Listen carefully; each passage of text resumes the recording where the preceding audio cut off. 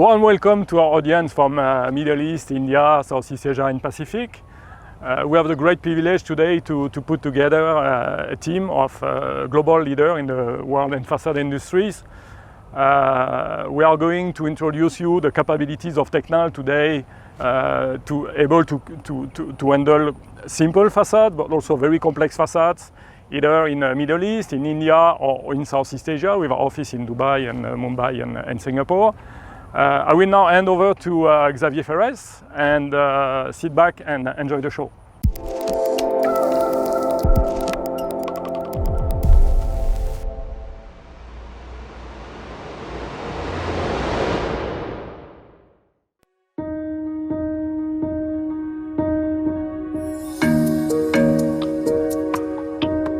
Hello, my name is Xavier Ferrez. I'm an architect and CEO of Ferrez Arquitectos y Consultores, a company based in Barcelona. And we have more than 35 years of experience in facade development and technical facade around the world. First of all, I would like to introduce myself with a simple sentence. Yes, I'm an architect. But an architect with a special profile, because my team and me, we have developed more than 180 buildings for the last 30 years, making credible the ideas from the others, sharing them by teaching in different universities and especially drawing. We have a small and very dynamic office based in Barcelona, from where we offer facade consultancy for the best architects around the world, especially with even Ritzker Prize. Usually, architects imagine the result and the engineers create the process, or explaining it in another way, architects think what and engineers know how. So we, as facade consultants, move in an equidistant position between both, and our projects are developed with a simple philosophy. Technique and form are the same. Every day, more and more architecture studios focus their work on level of definition of the facade and the technical aspect and the conceptual and functional development, leaving the detailing and the specific topics and specific elements of the facade are delegated to the technical and specialists from the industry. So, the most common way to face the problem of the technology is to claim the support of brands that help us to develop the most ambitious projects. Our role as consultant, in addition to above, is to think and advise from the strategic development. The present leads us to consider energy as one of the engines of evolution, and this has been the case for decades. However, this contrasts with the need to work with large formats and glazed surfaces that put so-called window-wall ratio increases, which is the energy performance of the facade, is in contradiction with the dimension of the transparent areas of the buildings. On the other hand, this need to increase the sizes requires larger panel dimensions, engineered for bigger and heavier glass panels by means an innovative connection and reinforced glazing support. The last year, we started with a jumbo glass, was 3.2 by 6.2. Actually, we have, with different suppliers, glasses from 18 meters height by 3.4. So, obviously, we can use these sizes of glass. The trend of the buildings around the world is to increase the glass surface, but balancing with the window-wall ratio, because we need to balance the comfort of the users contacting directly with across the glass, the landscape, the sea, the rest of the city, in order to respect the rules and regulations in terms of energy savings. The only way that I can explain my experience, my thought, my feeling about the technical decision, the technical elements, is drawing. My brain is connected with my hand directly.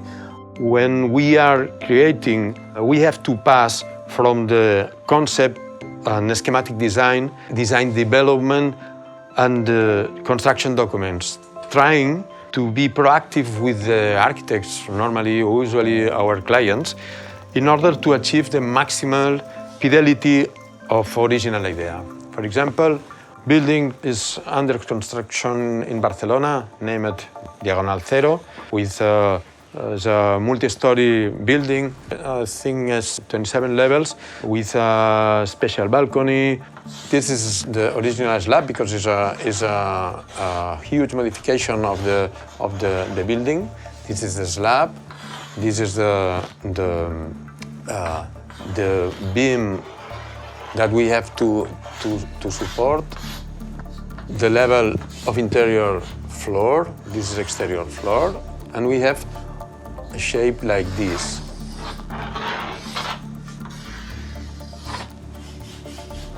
This is a balcony, this is a terrace. The building is something like this. It's more or less 110 meters, and all these balconies are here. And here we have, in the lateral facade, we have a typical curtain wall. It's a profile typical with spandrel and glass and windows, etc. The pass from here to here is very important to understand what happened. What is the slab? What is the structure? What is the weather line?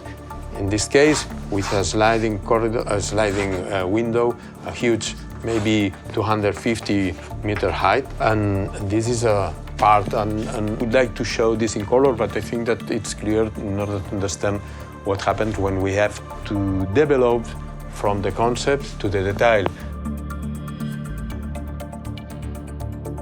The second case that we'd like to share with you is a commercial and residential building in Ibiza, named Isla Blanca. The author is l'agence Moiti Rivière de Paris. The project is led by Alain Moiti, and the local partner is Josep Ferrer Llaneras. The main concept is a shadow device named voilette in francès. It's an element qui vole.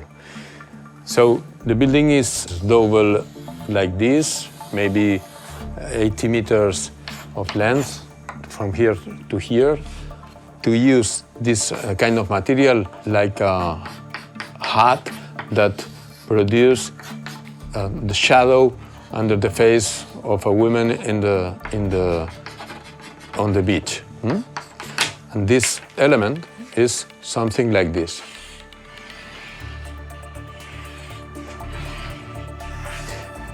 You have there are different molds because this is the main structure of the building, and here is hanged a huge element like this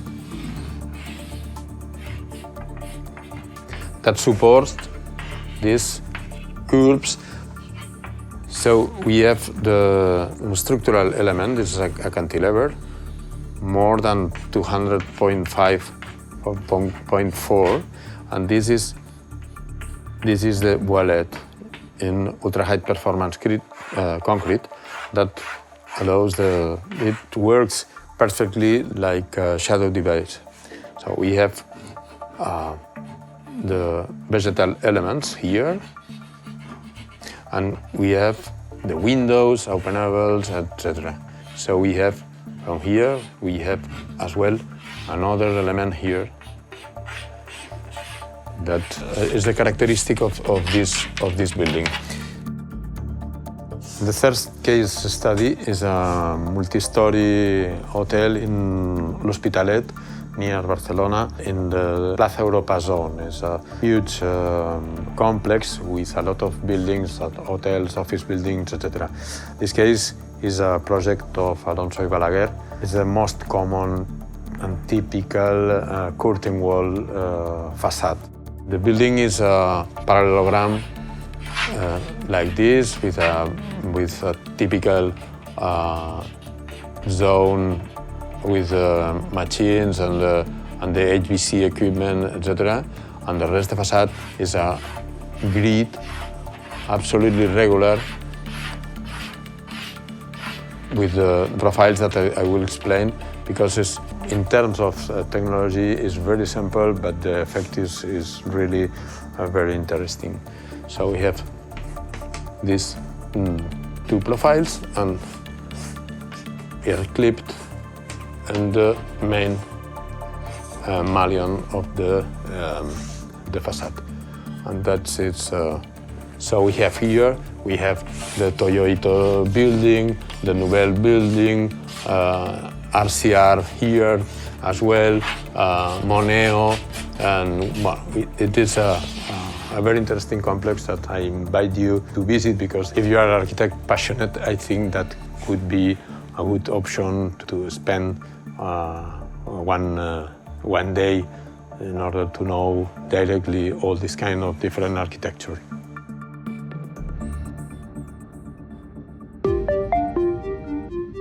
As conclusion, I would like to share with you 5 thoughts as a summary. First of all, evolution that improves considering aspects from different points of view, like industry, architects, investors, owners, and consultants like us. Second, the extreme conditions of use are solved anticipating the problems and building samples and performance and visual mock-up that are tested by the owners in terms to approve the final solution in order to check the transparency, the vibration, all the aspects that we have to control by using prototypes and mock-up in real size.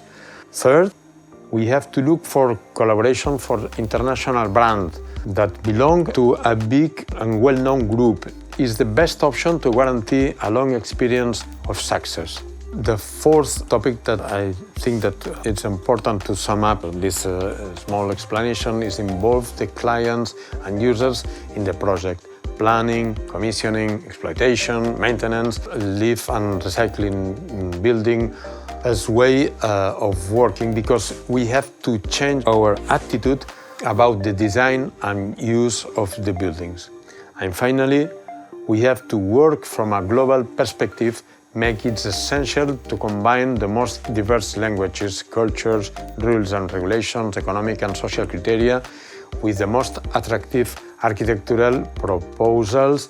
And for us, it's a privilege to be able to create a space for the better future. Thank you so much for the opportunity that I have to share my thought and my opinion. Thank you so much.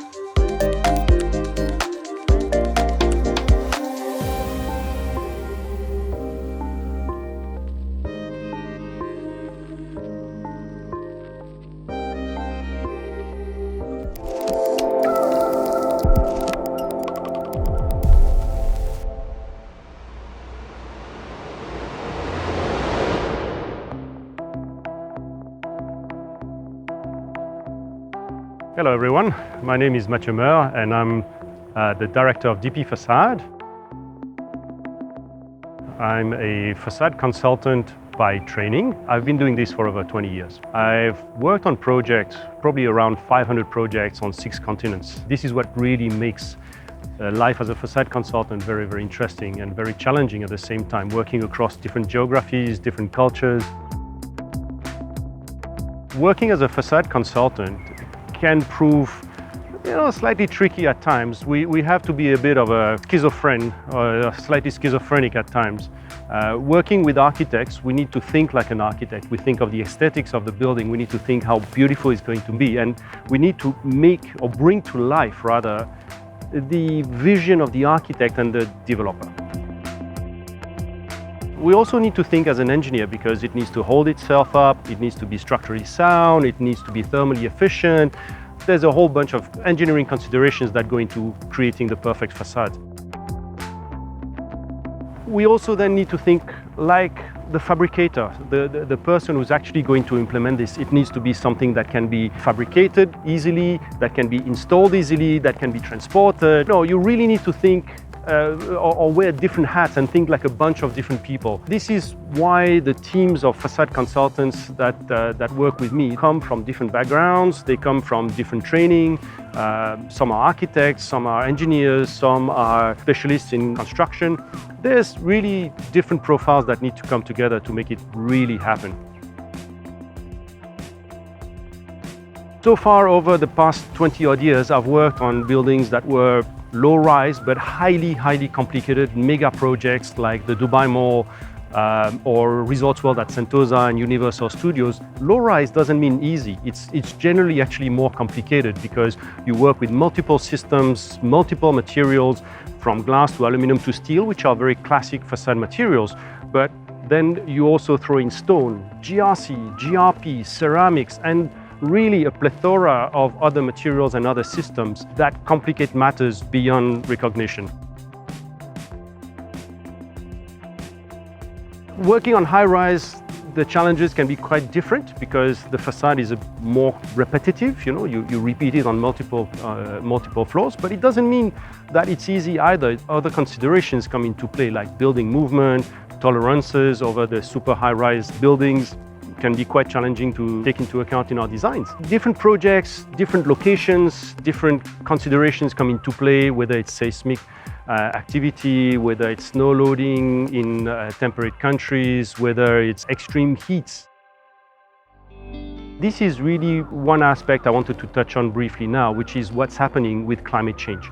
With climate change, what we're having now is more extreme weather, greater winds, greater temperature fluctuations, a whole bunch of additional considerations that make designing facades much more complicated and that require much greater care from the facade consultant who's handling the facade. On top of that, to make matters worse in a way, or maybe to make matters more interesting, that's how I'd like to think about it, architects are making or designing facades that are increasingly complex. You know, it's almost like a competition, who's going to get the ideas that outweigh or outdo the predecessor, so to speak. And we get complex geometries, we get various aspects in the design of facades that really challenge us to bring our best when we work on this project.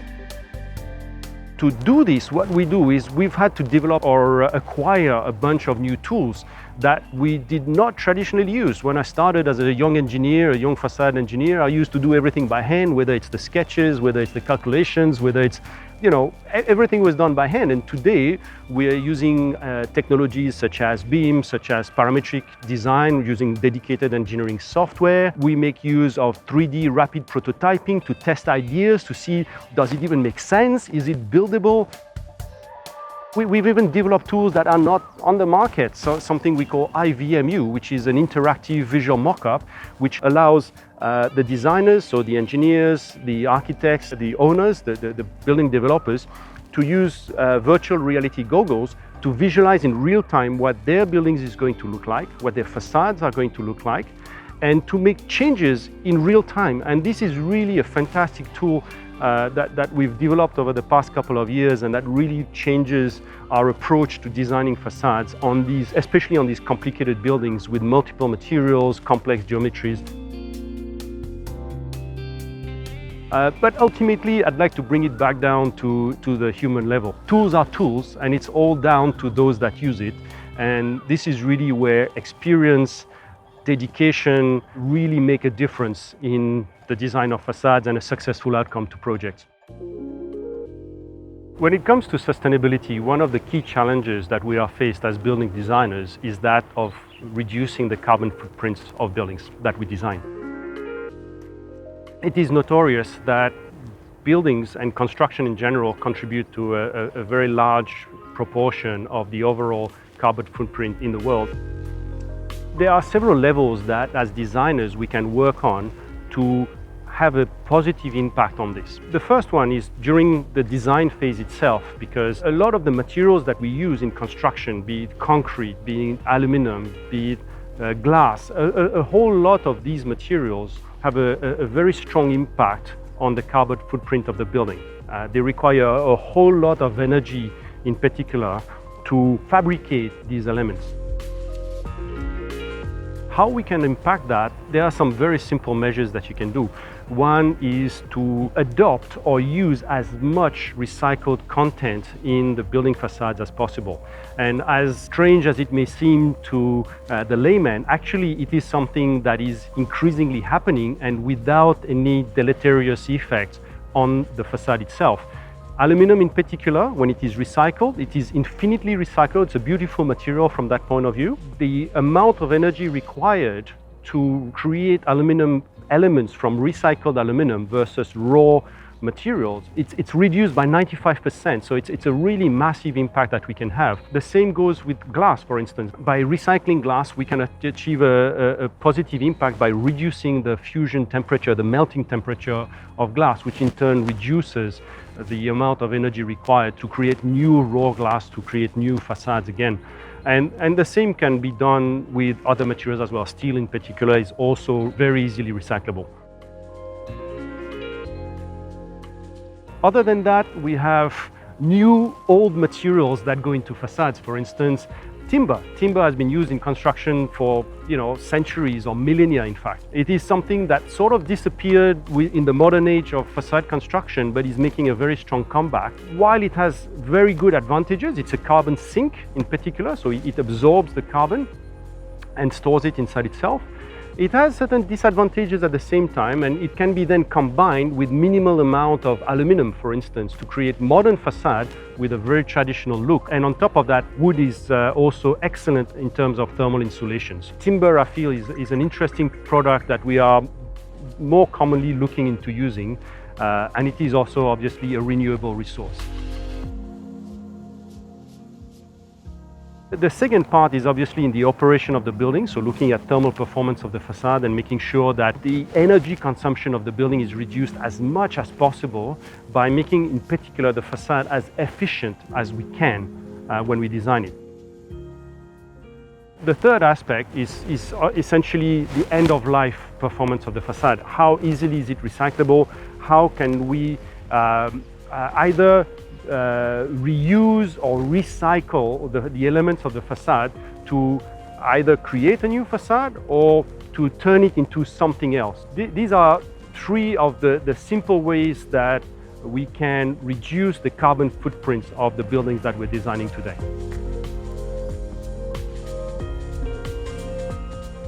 With this, I'd like to thank you very much, and I'll hand you over to Per Olsson for the next segment. Thank you very much.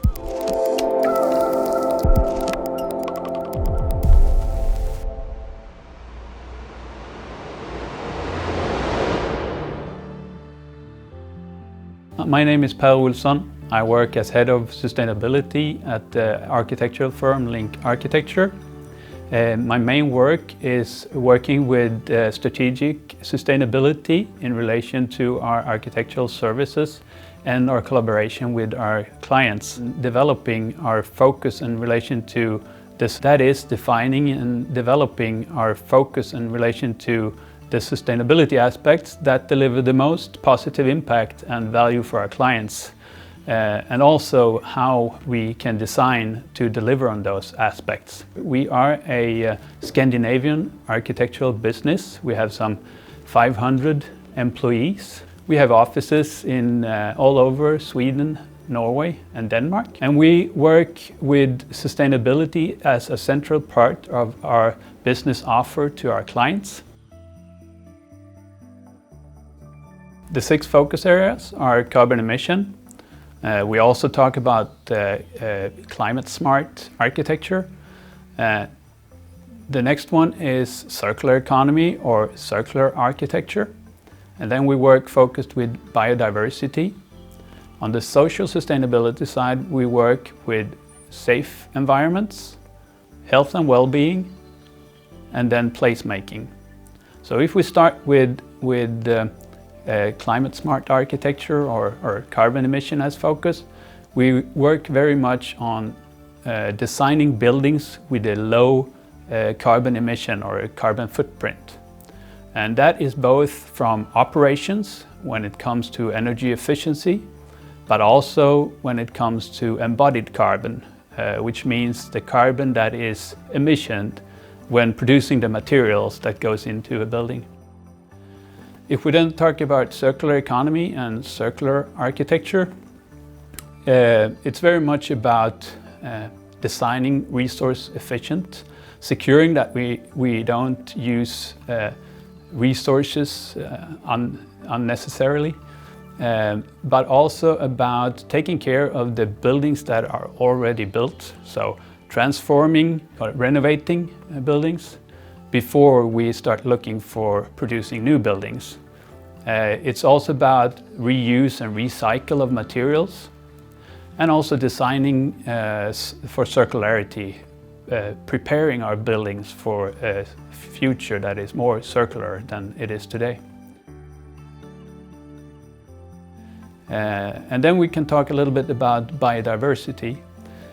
We know that the building environment and producing materials and constructing the buildings have a great negative impact on biodiversity. So when working with the built environment, it's really important to look at biodiversity and see how we, when we construct our buildings, can choose materials that have a low impact on biodiversity, and also work with biodiversity when we create the environments, the built environments within the cities. If we then talk a little bit about the social sustainability that we work with, one of the areas are safe environments.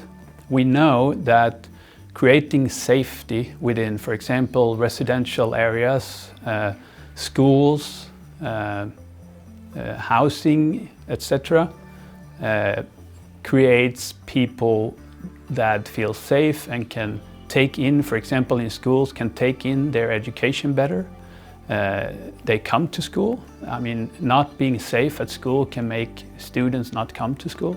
So safety is a very important part of our contribution to social sustainability. And then we can talk a little about the health and well-being. That is important part if you work with offices, hospitals, schools, also residential areas. If you can support a living that is healthy and supports well-being, then you can solve or contribute positive to some societal challenges. We know stress is a area in at least the Western world that is problematic. We know that the different heart diseases and so on. And then the last one is about placemaking, and that is both about safe environment but also about interesting environment, places where you want to stay, places where diverse people can come and meet, and you can feel the inclusiveness because you want to stay there, you want to meet other people. When it comes to the architect's role in relation to sustainability and sustainable development, we play an important role because we usually get in pretty early in the processes and the project development, and thereby we can be part of setting a vision that fully integrates sustainability so that it can be a base for decision made during the design and also during the construction phase. And then we also play a very important role when it comes to the actual design. So through the design we can work with, for example, indoor environment when it comes to designing so that daylight comes into the building, that you have a good view of the scenery, and also working with designing so that we minimize the negative impact of the built environment in relation to resource usage or carbon emission and stuff like that. And then when we come to looking at choices that we make, for example, in relation to materials, we have a great possibility to influence the final positive impact in relation to sustainability by choosing materials that we know can lower, for example, the carbon emission, the carbon footprint of the building, or adding to some qualities in relation to indoor environment. Well, if we talk about materials, we know that the construction industry and producing materials have a great negative impact on the environment. It's everything from polluting the air and the water. It's about using resources, virgin resources, that is rare or scarce or limited. So we have to make sure that we don't use them too much, because then we'll run out of them. It's also about, we know, for example, that 80% of all drinking water goes into producing different materials. We know that 80% of the loss of biodiversity is coming from producing materials, foods, etc. So it's a very important part when choosing materials that we look upon materials not only from a cost perspective and a quality perspective, but also from a sustainability perspective, and always try to look and find the materials that gives us the most bang for the buck, the most positive impact in relation to the investment that we do. When we talk about aluminum, that is a very good material, because you can recycle it over and over again without it losing its qualities and so on. And it's also good because there is a lower carbon footprint when you work with recycled aluminum than with virgin aluminum. So it makes sense to work with aluminum and recycle it and so on. We know that the construction industry is emitting some 40% of all carbon emissions. And we also know that the built environment has a big impact on water and biodiversity. And all this together makes it really important to work holistically in relation to sustainable development. And talking about carbon emission, it's really important that we not only look at the operation, because if we look at carbon emissions, we have 1/3 that comes from embodied carbon and 2/3 that comes from operation. But we also know that carbon emission from embodied carbon is carbon that is emitted day one. And we're quite in a hurry to turn the trend in relation to carbon emissions. So therefore, we have to have some 40% lower carbon emission in relation to embodied carbon at 2030 to be able to reach the 1.5 degree target that is defined by the Paris Agreement. So a building that is not addressing embodied carbon, I would say, is not a sustainable building at the moment. Then it comes very natural that the one that has the lowest carbon emission is the best one to choose from a sustainability perspective. So then you can compare one with another and go for the one that has the lowest carbon footprint. You should always start with taking care of the negative footprint of your own production, because that one you can be 100% sure of makes a difference. When choosing to compensate, you will never know if that forest that you have planted as a compensation will be there in 20 or 30 or 40 years. Is there a trade-off between climate-friendly design and aesthetics? No, I would say it's not, especially if you can work with circularity. There is actually good possibilities to develop that further and create very unique aesthetics. So no, I would say there is not. To add on that, I would say that at the moment when we are in a situation of transferring from one type of sustainability agenda to another, there can be limitations, but moving forward, sustainability will be the new black, and then that will not have a negative impact on aesthetics, I would say.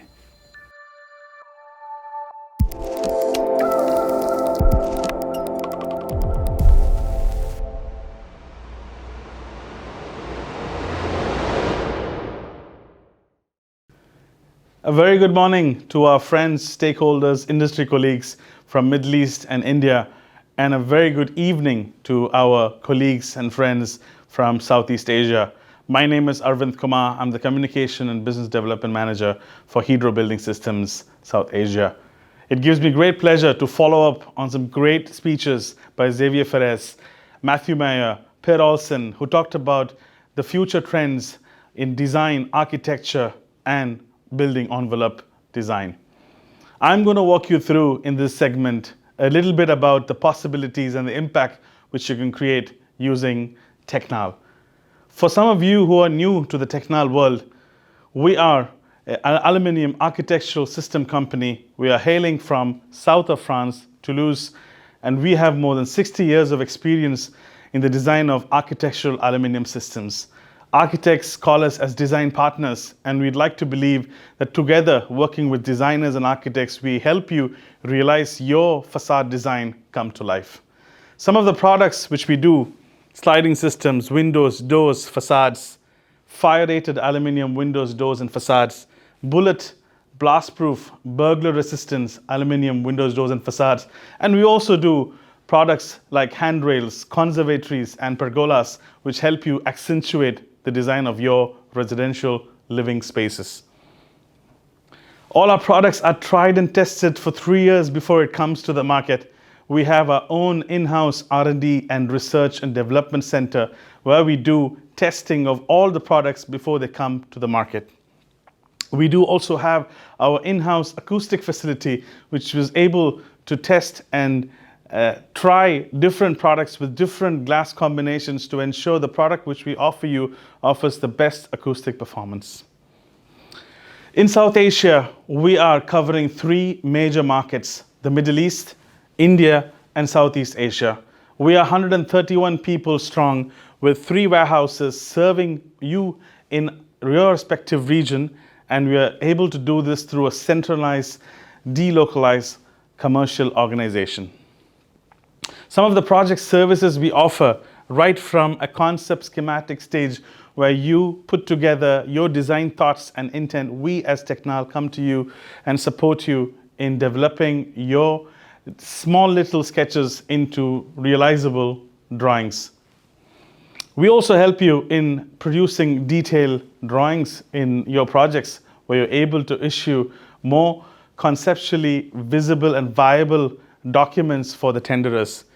And whilst the project goes to the tender stage, we're there to support you to ensure that the right Technal authorized metal builders are offering their best services with a commercial explanation of the products they've chosen as well.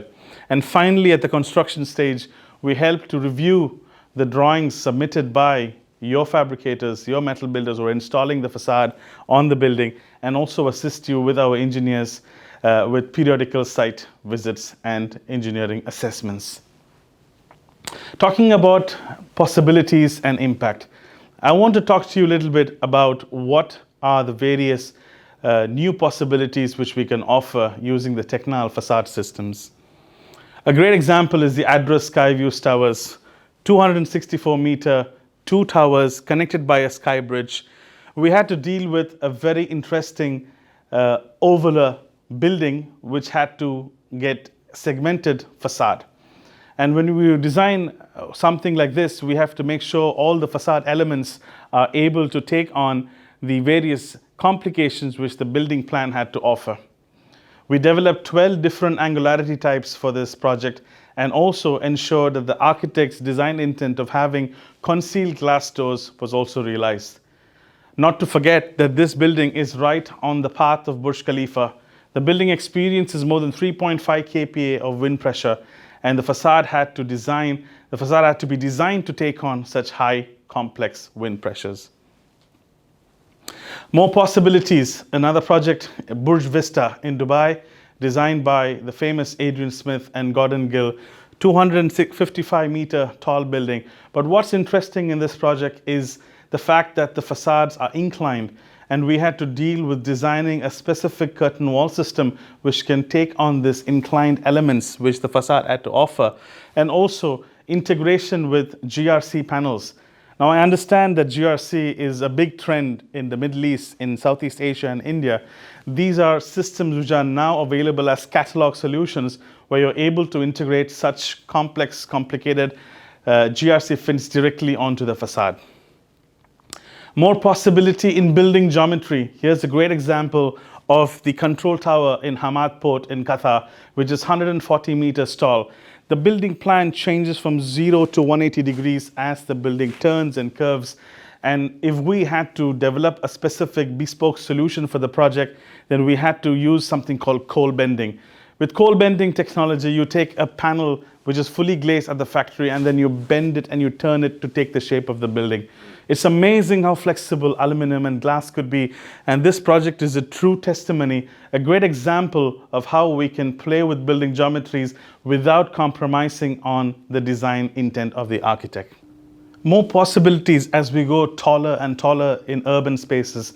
Here's a great example of a 340-meter tall tower which is built by DMCC and B6 at the Jumeirah Lake Towers in Dubai, where we are dealing with a diamond-shaped faceted building. And as you see here, the idea of designing something which is bespoke and unitized is able to realize the client's vision of building faster, quicker to meet the program of the project. The whole project is managed in such an efficient fashion that as the slabs are topping up, the facade is following. This gives great confidence to the stakeholders of the project because they're able to quickly activate the interiors of the building and also able to get the project up ready on time to service the need which this building is set to build out for. Now I want to talk to you about the less impact which the Technal facade is going to bring to buildings. Here's a great example of the Kuwait Gulf Oil Company headquarters in Kuwait. This project is quite fascinating because the client wanted to demonstrate his keen interest to be a leader in sustainability. In this project, we had used what we call as Hydro Cercal, which is the world's first post-consumer certified recycled aluminium. Over 120 tons of Cercal has been used in this building.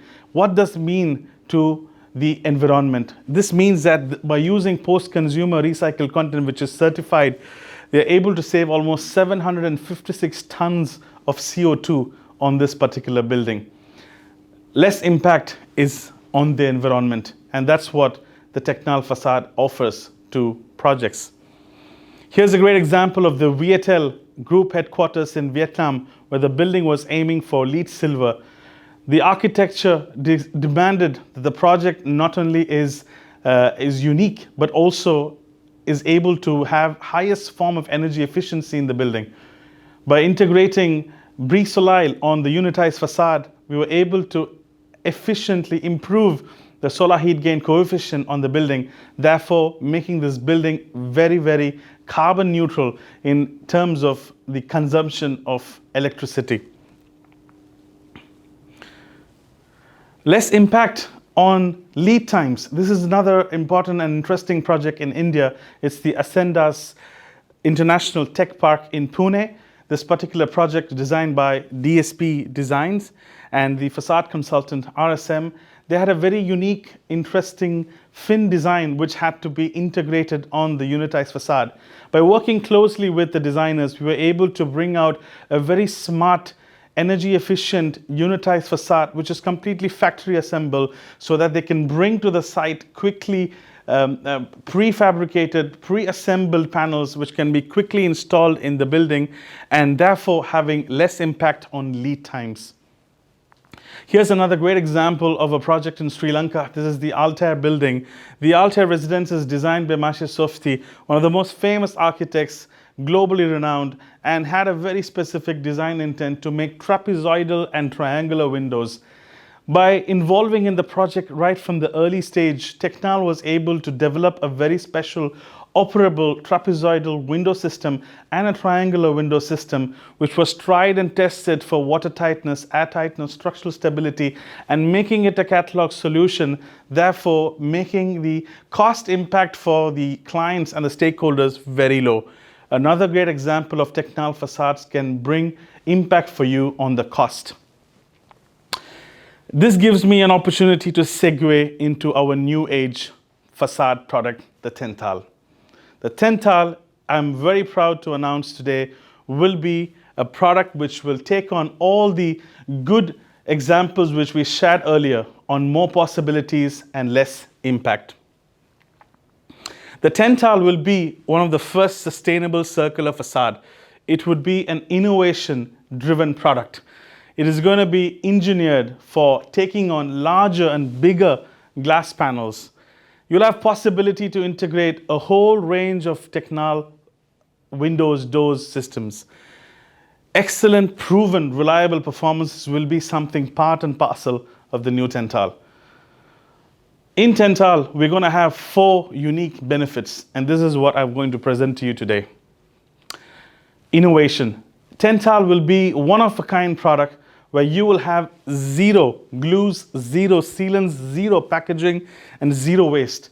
A product which will be completely assembled in the workshop, and a product which can take up to 850 kgs of panel weight. And I'm going to explain to you how this translates to as a benefit for you as architects in a while. Design freedom.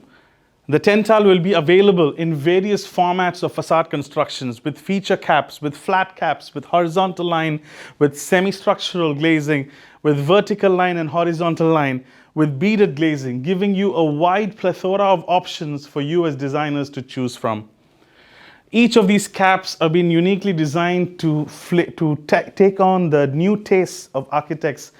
This is something which we're very proud of, because as architects, you will have more freedom, more flexibility to choose the visual impact of your facade using the TENTAL. TENTAL will be available in various color options from lacquered to anodized to wood finish and exclusive Technal colors. The TENTAL design will also help you to take on complex geometries like sloped, faceted glazing, and most importantly, can be combined with wood construction. And we all know that architects at different buildings today are designing with wood, and this is a great product which can complement the wood design with TENTAL. I remember talking to you a little bit earlier about the 850 kg glass panels the TENTAL can take.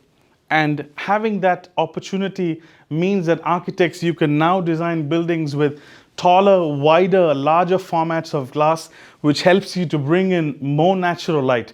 And we all know the importance and the impact which natural daylight can bring to the efficiency of people inside the room.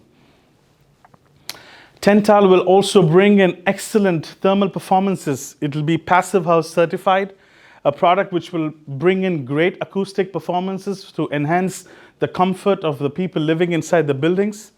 It will be integrated for shading systems, which means that you're able to also enhance the shading coefficient of your building. Benefit number 3, sustainability. The product is designed for assembly and disassembly, helping you to contribute to circular economy. TENTAL will be available in HydroCircal, which is the world's first certified post-consumer recycled content aluminium. We saw the impact which Circal can bring to buildings earlier in one of the projects, and now this is going to be a reality with TENTAL for all your future projects, which will be available in HydroCircal.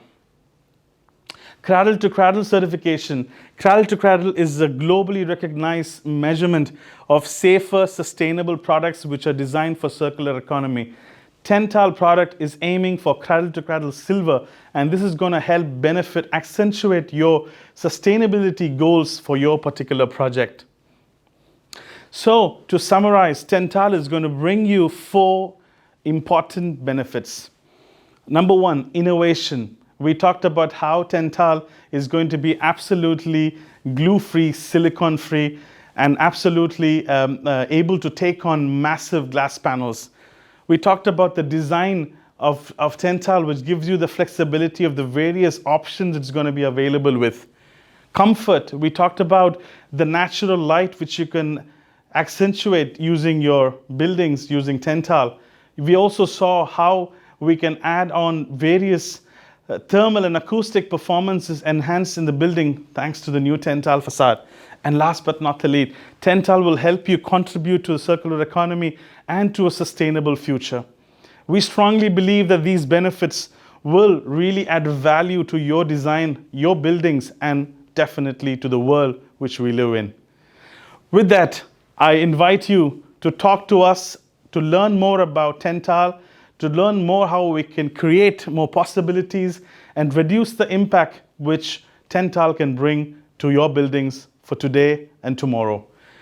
This has been a great opportunity for me to discuss the benefits and the future of TENTAL and the future of facades which Technal will bring to you. You can reach out to us in our pages here in Middle East, in India and Southeast Asia, and I leave my contacts here for you to always get in touch with us. Thank you once again for the opportunity. Thank you for staying in so long to listen to us, to listen to the wonderful speakers who had spoken before me on the facade design of today and tomorrow. Thank you so much for being with us, and I say goodbye.